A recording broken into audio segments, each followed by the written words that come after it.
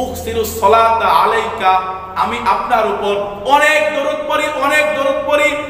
ফাকাম আজআলু লাকা মিন সালাতি, ও নবী আপনি আমাকে বলেন আমি কতবার আপনার উপর দরুদ পাঠ করব? আল্লাহর নবী বলেন মা শিতা, ও কাব, ও উবাই ইবনে কাব, তোমার যা মন চায়, তোমার যতবার মন চায় তুমি আমার উপর ততবার দরুদ পাঠ করো। উবাই ইবনে কাব বলেন আর ও নবী আমি দিনটাকে 4 ভাগ করলাম, এই 4 ভাগের মধ্যে 1 ভাগ পুরো সময়টা আমি আপনার উপর দরুদ পড়ব। আল্লাহর নবী বলেন মা শিতা, তোমার যতবার মন চায় তুমি পড়ো। ফাইন জিদ্দা ফাহুয়া খায়রুল লাকা, ও উবাই ইবনে কাব তুমি যদি এর থেকেও আরো বেশি পড়ো তাহলে সেটা তোমার জন্য কল্যাণ, তোমার জন্য ভালো। উবাই ইবনে কাব বলেন আন-নিসফু, ও নবী আমি আমার দিনটাকে 2 ভাগ করব, 2 ভাগ করে 1 ভাগ পুরো সময় আপনার উপর দরুদ পড়ব। আল্লাহর নবী বলেন মা শিতা, ও উবাই ইবনে কাব তোমার যতবার মন চায় তুমি আমি নবীর উপর দরুদ পড়ো, তবে ফাইন জিদ্দা ফাহুয়া খায়রুল লাকুম, তুমি যদি এর থেকেও বেশি পড়ো তাহলে সেটা তোমার জন্য কল্যাণ, তোমার জন্য ভালো। উবাই ইবনে কাব বলেন আমি নবীকে বললাম ফাসলুসাইন, ও নবী আমি আমার দিনটাকে 3 ভাগ করব, আর এই 3 ভাগের 2 ভাগে আপনার উপর দরুদ পড়ব। আল্লাহর নবী বলেন মা শিতা, ও উবাই ইবনে কাব তোমার যতবার মন চায় তুমি আমার উপর দরুদ পড়ো। ফাইন জিদ্দা ফাহুয়া খায়রুল লাকুম, তবে তুমি যদি এর থেকেও আরো বেশি পড়ো তাহলে সেটা তোমার জন্য ভালো, তোমার জন্য কল্যাণ। উবাই ইবনে কাব বলেন কুল্লাহা, ও নবী আমি দিনের পুরা সময়টা আপনার উপর দরুদ পড়ব। আল্লাহর নবী উবাই ইবনে কাবকে বলেন ও উবাই ইবনে কাব তুমি যদি আমার উপর দরুদ পড়ো ইউগফারু লাকা যামবুকা, রব তোমার জীবনের সকল গুনাহগুলোকে মাফ করে দিবেন। তাহলে এই হাদিস দ্বারা বুঝলাম যারা নবীর উপর দরুদ পাঠ করবে নবী তার জীবনের সকল গুনাহগুলোকে মাফ করে দিয়ে দিবেন। 10 নাম্বার, আমরা দরুদ কোন সময় বেশি পড়ব?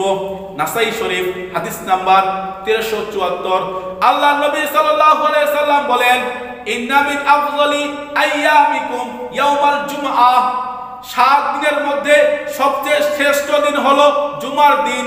ওয়াফিহি খুলিকা আদম, এই দিনে আল্লাহ আদমকে সৃষ্টি করেছেন। ওয়াফিহি কুবিদ, এই জুমার দিনে আল্লাহ তাআলা আদমকে মৃত্যু দান করেছেন।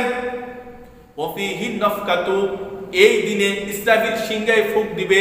ওয়াফিহি সাকাতু, এই দিনে আল্লাহ তাআলা কিয়ামত কায়েম করবেন। তাহলে এই শুক্রবারের দিনে আল্লাহ আদম আলাইহিস সালামকে সৃষ্টি করেছেন, এই শুক্রবারের দিনেই আল্লাহ আদম আলাইহিস সালামকে মৃত্যু দান করেছেন, এই দিনে ইসরাফিল সিংহায় ফুঁক দিবে, এই দিনে কিয়ামত কায়েম হবে। এরপরে নবী বলেন ফাকসুরু আলাইয়া মিনাস সালাহ, ও উম্মত এই দিন বেশি বেশি করে আমার উপর তোমরা দরুদ পাঠ করো। কেন?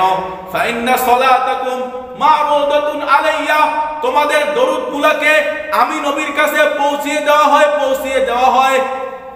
ইন্নাল্লাহা কদ হাররামা আলাল আরদি আন তাকুলা আজসাদাল আমবিয়া, আল্লাহ তাআলা জমিনের জন্য হারাম করে দিয়েছেন জমিন কোন নবীর শরীর খেয়ে নিতে পারবে না, কোন নবীর শরীর পচাইতে পারবে না।